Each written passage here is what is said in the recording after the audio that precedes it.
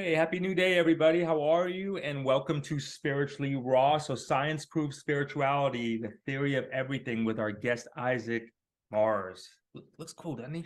That's awesome. We're looking forward to we're going to look forward to having this conversation and learn about what he's talking about here together. Thanks everybody for hanging out with us as you always do. Our links will be in the description below. How you can connect with Isaac and his works will also be in the description below. And he's actually also speaking at Bara's event, yeah? I'll get to that in a sec. Yeah, make Yeah. it easy for you. Yeah. So anyway, all the links and all the stuff to follow us all in the description below. So when in doubt, in the description below. So about our guest, yes? Yes, we're so excited to have Isaac Mars on today. He's a theoretical physicist, a published author, spiritual guide, and public speaker.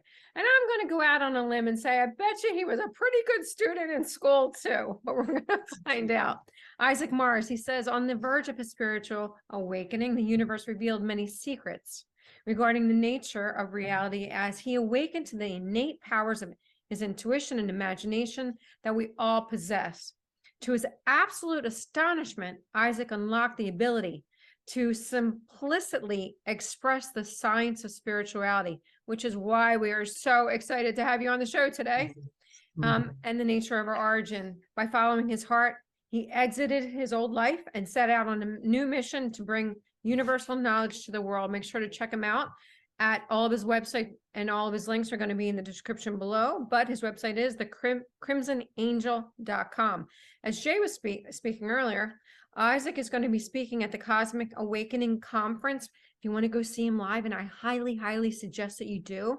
It's the weekend of April the 22nd of 2023. And there's going to be a whole bunch of people there. Deborah Thundermead, Frank Jacob, David Icke, and a slew of incredible speakers. To purchase tickets, the links are also in the description below. Welcome to the show, Isaac. It's awesome to see you today. Thank you, April and Jay. It's such an honor and a pleasure to be here with you. Life has been really turned up to 10 lately, I'd say. This new year, it's like stepping into a new reality. So yeah, I'm excited to share this information with your viewers and to connect with your community. So I guess we'll just jump right in. Awesome. And I love that, man, that this year it's tuned up to a 10 or turned up to a 10 for you. It feels like it. That's such a great, refreshing outlook, because there's obviously a lot of the opposites we get there. But before we do get here, just always let's go through the obligatory backstory. What brings you here? Like, why do you even do what you do? Sure. So I guess I'll just start from the beginning, since your community is new to my energy. And yeah, it's quite the story. So this started all back when I was about 17 years old. Up until that age, I had a fairly regular, stable American upbringing. I was lower middle class. I couldn't afford braces, stuff like that. And I had a good family, good childhood. Nothing too crazy happened. But then at 17 years old, everything started to get kind of strange in my life. And I didn't fully realize this until my spiritual awakening. So when I was 17, I met this young lady that I was extremely attracted to.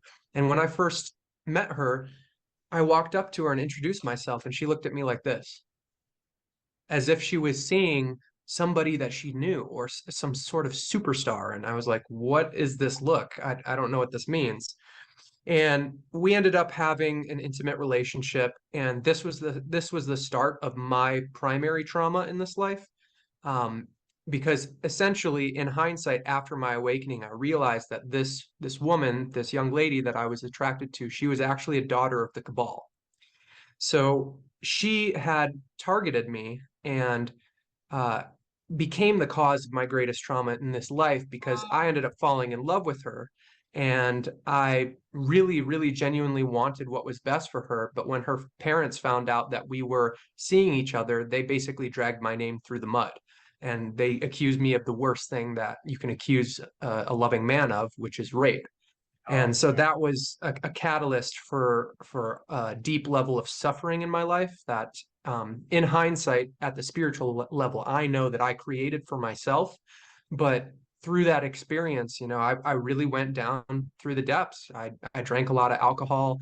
I had my struggles. And It was so bad that we had separated because of certain circumstances. And then 3 years later, I went through the exact same lesson with the exact same girl. She said she wanted to make up for what happened before, and that she wasn't allowing her family to control her life anymore. And really what she was doing, she was just being very clever and manipulative with her words. And I hadn't learned the lesson yet. So she needed to come back to show me um, my true power, my true strength within.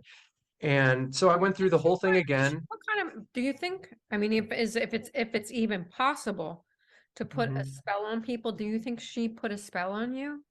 Oh, she admitted it to my face. The second time that we got back together, she said that she hexed me when we met in high school.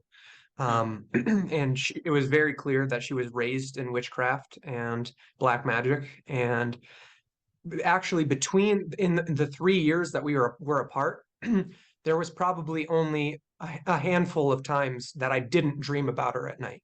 So she was definitely using black magic. Excuse me. And so after my awakening, which happened in 2021, in January of that year, I realized that there is a huge interconnected story unfolding, and I'm a part of it. You're a part of it. We're all a part of it. And for some reason, I was guided to rearrange the letters in people's names. I was shown an image of this character from a video game that I played growing up called Kingdom Hearts. And the character's name was Ansem, which is an anagram, meaning the letters are rearranged. And Ansem is an anagram for names. And so I put her name through an anagram solver, and I got Hellish Slayer from her birth name. So this Oh, is yeah, this is some pretty deep stuff. And when I decided to look up in the story who would have the opposite philosophies and ideas regarding science during my awakening, I came across the physicist Lawrence Krauss.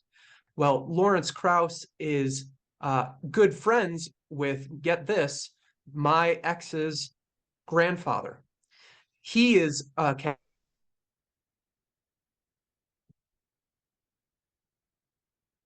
religious, and which I'm we sorry, know is it nonsense. skipped there. But What did you say he was? Because there was a little pause there and then something happened. oh, He was what? he's a physicist. He's a physicist, and he separates church, religion, and science, which we both know it's not the case. Spirituality and science are one and the same. That's what quantum physics is showing us. So yeah, I had to go through these trials and tribulations. And furthermore, her father actually works with AI and robotics in Detroit, Michigan, which is where I'm from. So there is this profound story that's playing out. And as I awakened, as I learned more about what's going on in the world right now, I learned about things like the Looking Glass Project from the CIA.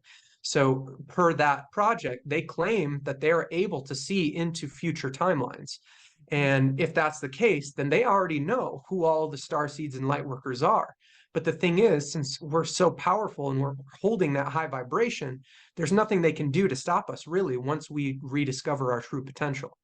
So, in my experience, in my closet converted office in January of 2021, I was working on a science fiction novel that I had been formulating, like, making the characters, making the storyline, the timeline for about 3 years. And this story was going to be the next epic, story such as Game of Thrones, Star Wars, something like that nature. And I realized that if I wanted to really pull my readers into the story, I wanted it to be as realistic as possible. And I was a medic in the Army for almost 7 years. So, in regard to the trauma and the injuries that the characters experienced, I made it really realistic. And then I started to get into chapter 2 after I finally started writing. And I realized I need to find a way to fictionally explain time to my readers in a way that it's digestible and realistic.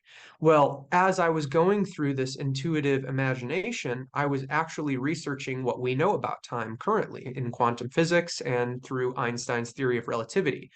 And just like a detective or a sleuth, I just pieced together all these points that nobody else had pieced together before. And I realized this must be actual real science. And that's when I started to realize that things like prophecy are real, clairvoyance, being able to predict the future, all of these things are possible because there are versions of us that exist in the future that can relay that information to us now. Because what quantum physics reports and what unity theory, my book, reports is that all of time happens at once. And there's a very interesting thing that fully blew my consciousness wide open. And that was the infinity mirror experiment, or thought experiment, I should say.